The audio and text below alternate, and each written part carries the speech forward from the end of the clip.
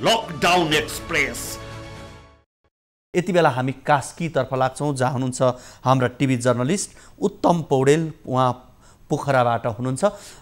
उत्तम, पोखरा लगायत कास्कीको समग्र पछिल्लो अवस्था के छ, अद्यावधिक गराउनुहोस्। पछिल्लो समय कास्कीमा लकडाउन एकदमै खुकुलो भएको अवस्था छ। सर्वप्रथम त म यो कुरा जानकारी गराउन चाहन्छु।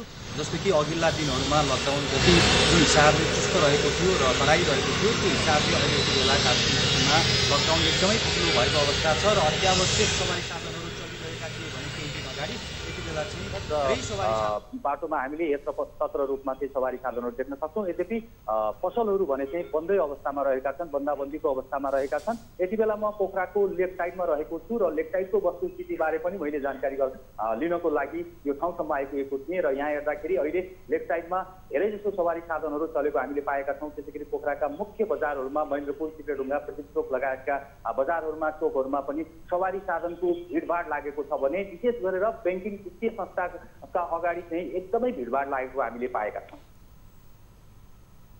उत्तम, अब यो अहिले विशेष गरी काठमाडौँ लगायत उपत्यकामा नि अवज्ञा गर्ने भनेर व्यापारीहरूले अवज्ञा सुरुवात गरेसँगै यो के पोखरामा पनि व्यापारीहरूले अवज्ञा सुरु गरेको हो या प्रशासनले सञ्चालन गर्न नै दिएको हो, के हो यो विषय चाहिँ?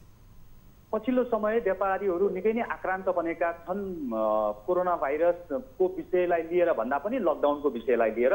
जस्तो कि पछिल्लो समय व्यापारिक प्रतिष्ठानहरू बन्द भइसके पछाडि रोजगारीका कुराहरू, आय स्रोतका कुराहरूदेखि लिएर व्यापारिक घरानाहरू चाहिँ अथवा व्यापारिक प्रतिष्ठानहरू धरापमा पर्ने हुन् कि भन्ने डरले र त्यसै गरी सम्पूर्ण अर्थतन्त्र नै डामाडोल हुने अवस्था भएको कारणले गर्दा व्यवसाय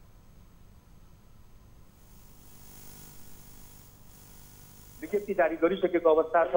त्यो विज्ञप्तिमा उल्लेख गरिएका कुराहरू भनेको जस्तो कि प्रशासनले अथवा सरकारले व्यवसायीहरूलाई चाहिँ सम्बोधन गर्नु पर्यो र प्रतिष्ठानहरूलाई कसरी हुन्छ खोल्न दिनु पर्यो, होइन भने व्यवसायीहरू आफ्नै हिसाबले खोल्छौँ भन्ने कुराहरू चाहिँ त उहाँहरूले विज्ञप्तिमा जारी गरिसकेको अवस्था छ। त्यो सरसर्ती हेर्ने हो भने भोलिका दिनमा अथवा निकट भविष्यमा छिटै नै व्यवसायीहरूले यो लकडाउनलाई अवज्ञा गरेर आफ्ना व्यापारिक प्रतिष्ठानहरू खुलाउनेमा दुईमत छैन। यद्यपि म यति बेला चाहिँ त गण्डकी प्रदेशको समग्र रूपमा म तपाईँहरूलाई जानकारी गराउन चाहन्छु। गण्डकी प्रदेशमा 54 जना संक्रमित फेला परिसकेको अवस्था छ र अहिलेसम्मको स्थिति हेर्ने हो भने 3 जना निको भइसकेको अवस्था छ भने नमुना सङ्कलन जुन चाहिँ PCR टेस्ट गरिसकिएको अवस्था भनेको 4411 जनाको नमुना सङ्कलन गरिएको छ, जसमध्ये नेगेटिभ आएकाहरूको सङ्ख्या 3751 रहेको छ भने पोजिटिभ आएकाहरूको सङ्ख्या 54 रहेको छ र त्यसै गरी 606 जनाको चाहिँ रिपोर्ट आउन बाँकी रहेको छ। त्यसै गरी गण्डकी प्रदेशभित्रका 11वटा जिल्लामध्ये 6वटा जिल्ला विशेष गरेर सङ्क्रमणको उच्च जोखिममा रहेका छन् भने 5वटा जिल्लामा अहिलेसम्म सङ्क्रमितहरू देखिएका छैनन्। त्यसै गरी पर्वत, म्याग्दी, बागलुङ, स्याङ्जा, नवलपुर र तनहुँ लगायतका जिल्लाहरूमा चाहिँ त अहिले सङ्क्रमणको उच्च जोखिम बढेको छ। यद्यपि यो कुराहरूलाई एकातिर राखेर अर्कोतिर हेर्ने हो भने मान्छेहरूलाई भोकले भन्दा पनि रोगको शोकले भन्दा पनि भोकको शोकले मान्छेहरू चाहिँ आक्रान्त बनिरहेका छन् र यसमा चाहिँ प्रदेश सरकारले सम्बोधन गर्नुपर्छ भन्ने एक थरीको महत्त्व चलिरहेको छ। पनि हामीले कुराकानी गरेका थियौँ।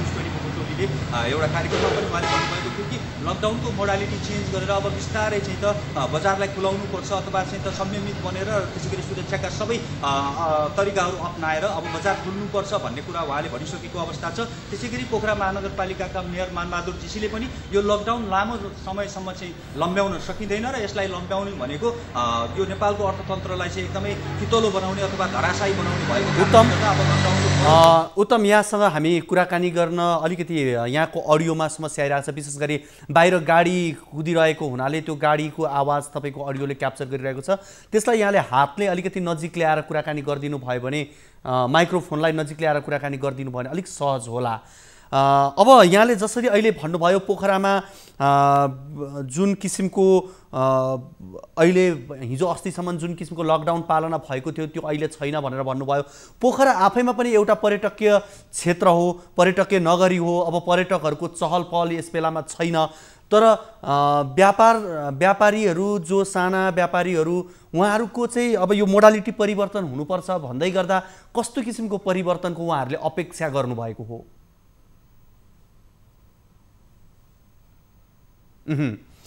हामी पोखराबाट टिभी जर्नलिस्ट उत्तम पौडेलसँग हामी कुराकानी गर्ने प्रयासमा छौँ। उत्तम,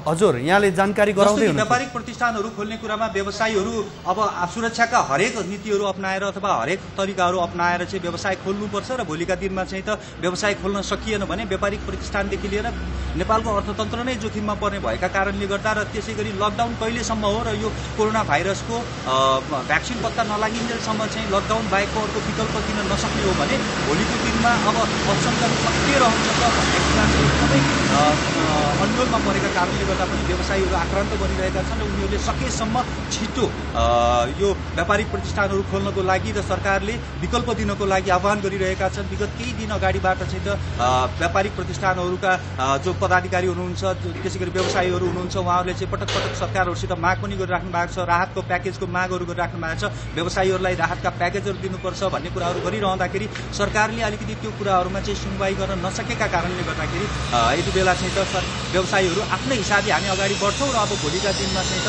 यसको आफ्ना हिसाबले व्यावसायिक प्रतिष्ठानहरू खोल्ने र त्यसै गरी प्रिकसनका कुराहरू के के छन् खबरदारी सबै कुरालाई सम्बोधन गरेर आफ्नो तरिकाले व्यावसायिक प्रतिष्ठानहरू खोल्ने र लकडाउन अवज्ञा गर्ने नै भन्ने उहाँहरूको कुरा रहेको छ। त्यो कारणले गर्दाखेरि उद्योग वाणिज्य सङ्घले जब विज्ञप्ति निकालिसके पछाडिको अवस्थामा भने चाहिँ अब केही दिनमा पोखराका बजारहरू मुख्य बजारहरू खुल्छन् भन्ने चाहिँ त सम्पूर्ण नेपालीहरू पोखरेलीहरू त्यसै गरी कास्कीवासीहरूले चाहिँ त्यति बेला आकलन गरिरहेको अवस्था छ। उत्तम। अब अहिले विशेष गरी व्यापारीहरूले उद्योगी व्यवसायीहरूले लकडाउनको यो अवज्ञा गरेर पसल खोल्दै गर्दा उहाँहरूले सुरक्षा चाहिँ कतिको अपनाउनु भएको छ, के छ त्यहाँको अवस्था? अब अहिलेसम्मको स्थिति हेर्ने हो भने लकडाउन खोलेको अवस्था चाहिँ छैन पोखरा उद्योग वाणिज्य सङ्घले र खोल्ने भन्ने चाहिँ उहाँहरूले चाहिँ त विज्ञप्ति जारी गर्नुभएको छ। त्यो कारणले गर्दा खोलिसक्दाखेरि सेनिटाइजरदेखि लिएर सुरक्षाका सम्पूर्ण प्रबन्ध मिलाएर अगाडि बढ्ने भन्ने कुराहरू चाहिँ उहाँले गरिरहनु भएको छ। यद्यपि अहिलेसम्म चाहिँ त खोल्ने अथवा चाहिँ त अब खोल्नुहोस् भनेर उहाँहरूले चाहिँ त सबैलाई सर्कुलर गरेको अवस्था भने चाहिँ छैन। उत्तम। अब यहाँले अघि जसरी गण्डकी प्रदेशको पछिल्लो अपडेट यहाँले गराउनु भयो कोरोना सङ्क्रमितहरूको र त्योसँगै विभिन्न जिल्लाहरूमा सङ्क्रमण दर बढ्दै गएको तर केही जिल्लाहरूमा अहिलेसम्म नदेखिएको भनेर यहाँले जानकारी गराउँदै गर्दा विशेष गरी त्यो गण्डकी प्रदेशमा देखेका विभिन्न जिल्लाहरूका भारत लगायत तेस्रो मुलुकबाट आएको व्यक्तिमा देखिएको हो या समुदाय स्तरमै सबभन्दा बढी छ? के छ यो कोरोना सङ्क्रमणको दर? गण्डकी प्रदेशको कुराकानी गर्नुपर्दाखेरि सबैभन्दा पहिला देखिएका 2 जना सङ्क्रमितहरू विदेशबाट आएको अथवा तेस्रो मुलुकबाट आएको भन्ने कुराहरू आएको थियो र त्यति बेला चाहिँ त उहाँहरू घर फर्केर निको भएर घर फर्किसकेको अवस्था थियो। तर पछिल्लो समयको कुराकानी हेर्ने हो भने भारतबाट आएकाहरूमा सङ्क्रमणको उच्च जोखिम देखिएको र सङ्क्रमितहरूको ट्राभल हिस्ट्री हेर्ने हो भने पनि भारतबाट आएकाहरू मध्ये धेरैजसो चाहिँ भारतबाट आएकाहरू सङ्क्रमित भएको पाएका छौँ हामीले। त्यसै कारणले गर्दा गण्डकी प्रदेश सरकारले पनि भारतबाट आएकाहरूको उच्च जोखिम रहेको अथवा सङ्क्रमणको उच्च जोखिम रहेको भन्ने कुरा चाहिँ गण्डकी प्रदेश सरकारले पनि भनिरहेको छ। त्यो कारणले गर्दा अब पछिल्लो समय जब एयरलाइन्सहरू अथवा चाहिँ हवाई मार्गहरू बन्द भए त्यो पछाडि भारतबाट आउनेहरूको सङ्ख्यामा वृद्धि भएसँगै भारतबाट आएकाहरूले सङ्क्रमण लिएर आएको भन्ने कुरामा चाहिँ कुनै दुई मत नै छैन। अब यो लकडाउनको अवधि बढ्दै जाँदा विशेष गरी त्यस क्षेत्रमा रहेका किसानहरू आफ्नो उत्पादित सामानहरू बजारसम्म पुर्याउन नसकेका कुराहरू विभिन्न ठाउँमा हामीले समस्याहरू सुनिरहेका छौँ भने पोखरा लगायत यस आसपासका ठाउँहरूको अवस्था के छ?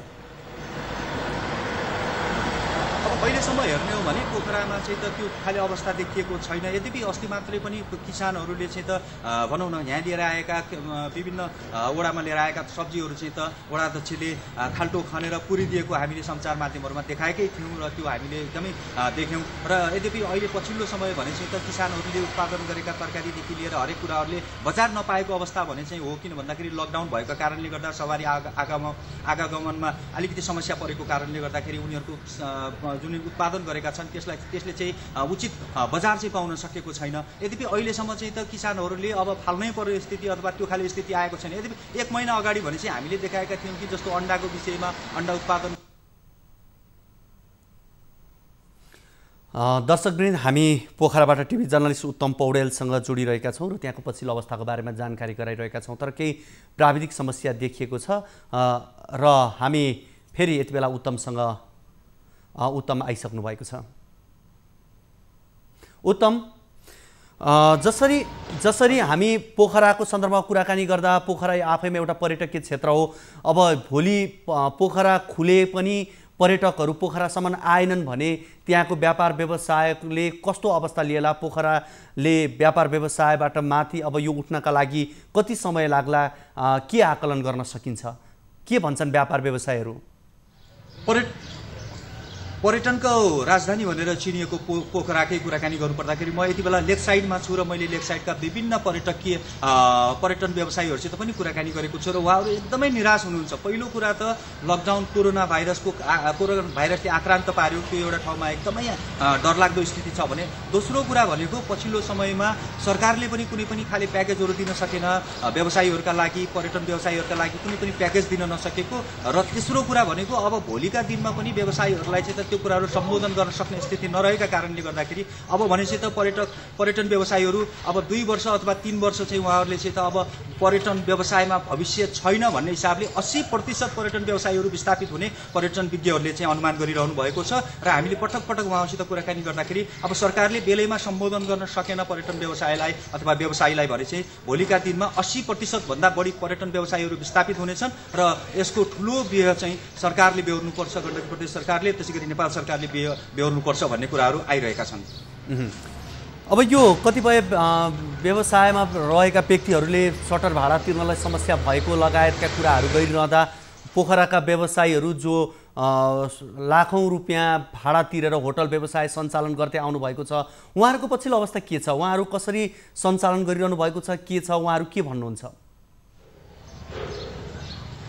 सबैजना व्यवसायीहरू आक्रान्त बनिरहेका छन् र भाडाको विषयमा अथवा पोखरामा सबैभन्दा ठुलो समस्या भनेको एडभान्स चर्को तिर्नुपर्ने व्यवसायीहरू जुन मारमा परेका थिए त्यो विषयले अहिले एडभान्स पनि चर्को तिरेर व्यवसाय गरिरहेका व्यवसायीहरू भने चाहिँ एकदमै समस्यामा परिरहेका छन्। हामीले धेरैजनासित कुराकानी पनि गऱ्यौँ। त्यसैगरी भाडाको विषयमा पनि पछिल्लो समय 1 महिनादेखि 2 महिनासम्म भाडा नलिने अथवा नलिदिने भनेर पटक पटक विभिन्न व्यापारिक प्रतिष्ठानका छाता सङ्गठनहरूले सूचना जारी गरे पनि अथवा चाहिँ सम्बोधन गरे पनि अथवा चाहिँ आग्रह गरे पनि ती कुराहरूलाई घरबेटीहरूले मान्ने अवस्था भने चाहिँ छैन, किनकि पोखरामा धेरै घरबेटीहरूको अवस्था भनेको भाडा खाएर अथवा भाडा लिएर मात्रै जीविकोपार्जन गर्ने घरबेटीहरू पनि धेरै हुनुहुन्छ। त्यो कारणले गर्दा हेर्ने हो भने दुवैतर्फलाई चाहिँ मार पर्ने हामीले देखेका छौँ। यद्यपि व्यवसायीहरू भने चाहिँ त लाखौँ रुपियाँ करोडौँ रुपियाँ लगानी गरेर अब यति बेला चाहिँ भाडा तिर्न सकिने अवस्था छैन। त्यो कारणले गर्दा सरकारले राहतका प्याकेजहरू दियो भने दियो, घर भाडा मिनाहा गर्यो भने गर्यो, होइन भने चाहिँ त हामी विस्थापित हुनुपर्छ, चाबी लिएर गएर सरकारलाई बुझाउँछौँ हामी भन्नेसम्मका अभिव्यक्तिहरू सुनिन थालेको छ। धेरै धेरै धन्यवाद उत्तम यो जानकारीका लागि। उहाँ हुनुहुन्थ्यो पोखराबाट टिभी जर्नलिस्ट उत्तम पौडेल र पोखराको पछिल्लो अवस्थाको बारेमा जानकारी गराउँदै हुनुहुन्थ्यो र उहाँले समग्र गण्डकी प्रदेशको पनि पछिल्लो अवस्था र विशेष गरी कोरोनाको सङ्क्रमणको दर र सङ्क्रमण कहाँ कति छ भन्ने सम्बन्धमा पनि अद्यावधिक गराउँदै हुनुहुन्थ्यो। Lockdown express